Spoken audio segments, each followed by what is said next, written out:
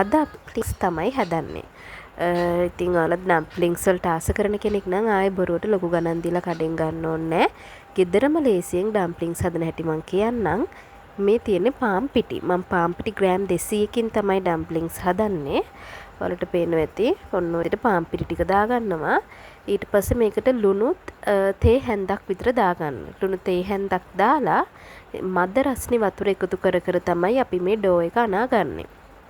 ගොඩාක් නටන රස්නේ තරම් වතුර නෙමෙයි, මද රස්නේ වතුර දදා තමයි අපි ඩෝ එක අනාගන්නේ. මෙන්න මේ විදිහට මුලින්ම පොඩ්ඩක් මෙහෙම මික්ස් කරගන්නවා වතුර දදා. අපේ පදම එනකන් අර වතුර ඔක්කොම එකපාර දාන්නත් එපා. ටික ටික දදා අපි මේක ඩෝ එක හදා ගන්නවා.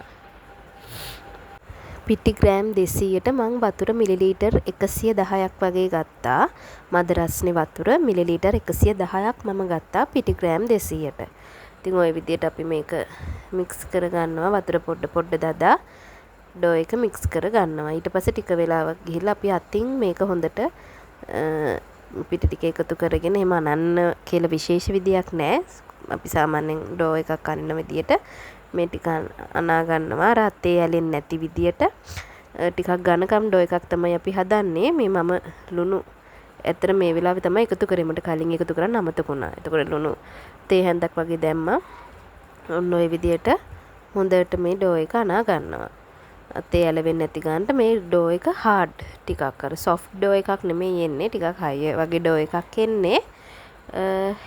ඒක ඔය විදියට හොඳට අනා ගන්නවා.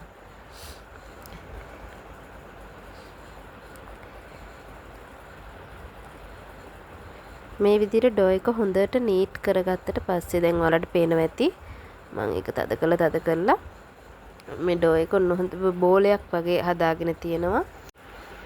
ඔන්න ඔය විදිහට හදාගත්තට පස්සේ අපි මේක පැය භාගයක් විතර වහලා තියෙනවා. මම අර නිකන් බත් කොලයකට ලන්ච් ෂීට් එකකට වතුර පොඩ්ඩක් ඉහලා තමයි මේක වහන්නේ. මොකද ඩෝ එක වේලෙන්න දෙන්නේ නැති වෙන්න වහන්න ඕනේ. ඔයාලට තෙත රෙද්දකින් වහන්න පුළුවන්. ඒ විදියට මේක වේලෙන්නේ නැති වෙන විදියට වහන්න ඕනේ. ඔන්න ඔය විදියට මම දැන් ඩෝ එක වැහුවා. වහලා පැය භාගයක් විතර තියෙනවා. ඉතින් මේ වෙලාවේ කියන්න ඕනේ ඔයාලා තාමව subscribe කරලා නැත්නම් subscribe කරන්න. තව අලුත් රෙසිපි අපි ඉස්සරහට හදන්න බලාපොරොත්තු වෙනවා. ඉතින් ඔන්න අපි මේක පැය භාගයක් තියලා අපි ෆිලින් එක හදාගමු. ෆිලින් එකට මම කැරට්, ලූණු, ගෝවා මම සැරට කන්න කැමති නිසා අමු මිරිස්, ඒ වගේම සුදු ලූණු ගත්තා. ඊට අමතරව මම චිකන් ඩම්ප්ලින්ග්ස් හදන නිසා මින්ස් චිකන් ගත්තා. ඔයාලට පුළුවන් නම් චිකන් බ්‍රෙස්ට් එකක් අරගෙන ගෙදර බ්ලෙන්ඩ් කරලා වුණත් මේක මේ විදිහට චිකන් ගන්න පුළුවන්. ඊට පස්සේ අපි චිකන් එකට අර අපේ පොඩියට කපලා තිබ්බ එළවලු ටික එකතු කරගන්නවා. ඔන්න ඔය විදියට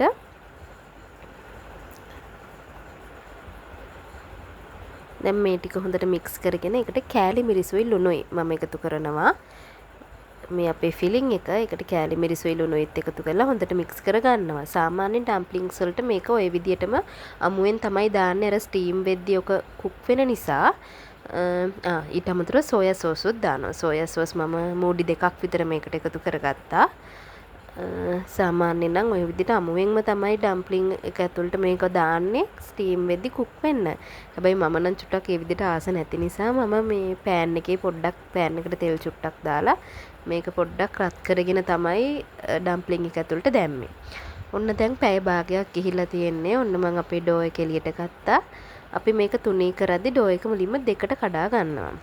දෙකට කඩාගෙන එකක් තමයි මුලින්ම තුනී කරගන්නේ. ඒ ඩෝ එක ටිකක් ඝනකමයි. අර සාමාන්‍යයෙන් අපි සාමාන්‍ය ඩෝ එකකට වඩා මේක ඝනකමයි. ඔන්න ඔය විදිහට දෙකට කඩලා එකක් අරගෙන ඔය විදිහට තුනී කරගන්නවා. ඔයාලට රෝලින් පින් එකක් පාවිච්චි කරන්න පුළුවන්. මොකද හොඳ තුනීයට මේක තුනී කරගන්න ඕනේ. ඔන්න ඔය විදිහට මම දැන් ඩෝ එක තුනී කරගත්තා. ඊට පස්සේ ඔයාලට අර කට එකක් දෙනවා නම් හොඳයි. දැන් අතර මම නම් වීදුරුවකින් තමයි මේ රවුන්ඩ් ටික කපා ගත්තේ. මූඩයක් හරි පාවිච්චි කරලා ඔයාලට මේ විදිහට රවුන්ඩ් කපා ගන්න පුළුවන්. ගොඩාක් පොඩි රවුන්ඩ්ුත් එපා. මොකද මැදට ෆිලින් එක දාන්න ඕන නිසා. ඊට පස්සේ උදේට රවුන්ඩ් ටික මම තියාගත්තා. ඒවා තියද්දි මැදට පොඩක් පිටි ගාලා තියන්න. නැත්තම් මේවා එකින් එක හැලෙන්න බලනවා. ඊළඟට ඔයාලට ඒක කරදරයක් වෙයි. ඒ නිසා තුනී කරද්දිත් ලෑල්ලට පිටි ටිකක් දාලා ඊට පස්සේ තුනී කරන්න. ඔන්න දැන් මම ෆිලින් එක දාන්න පටන් ගත්තා. මේ විදිහට අපි ෆිලිං එක ටිකක් දාලා ටිකක් චුට්ටක් තද කරන්න. තද කරලා වලක් වගේ හැදෙනවනේ. එතකොට හැදුනට පස්සේ මේ විදිහට අර පොටවල් අපි තියා ගන්නවා. මේ විදිහට අර ෆ්ලීට් වගේ. ඔන්න ඔහොම ඇඟිල්ලෙන් වලට පේන ඇති මම ඒක තියෙන විදිය. ඔන්න ඔහොම ඒක තියෙනවා. ඒක ලේසි. මේක එක එක හැඩ තියෙනවා. මම ඉතින් මේ ලේසි විදියකට තමයි හදන්නේ. ඔයාලා කැමති හැඩයකට ඒක කරගන්න පුළුවන්. එක එක හැඩ තියෙනවා ලස්සන. ඔන්න ඔය විදියට ඉතින් මම ඔක්කොම වල ෆිලිං දාලා ප්ලීට් ටික තියාගත්තා. ඔන්න ඔය විදිහට තමයි අපේ ඩම්ප්ලින්ග්ස් ටික තියෙන්නේ. ඊට පස්සේ පෑන් එකකට වතුර ටිකක් දාලා මේ ටික අපි තියලා හොඳට වහලා ස්ටීම් කරගන්නවා. මම නම් වතුර ටික හිඳුනට පස්සේ තෙල් චුට්ටකුත් අගට දාලා පොඩ්ඩක් පෑන් ෆ්‍රයි කරගත්තා. වලට පේන ඇති එකේ අග ඔන්න ඔය වගේ පාටක් එනකන් අපි හොඳට ඒක රත් කරගන්නවා.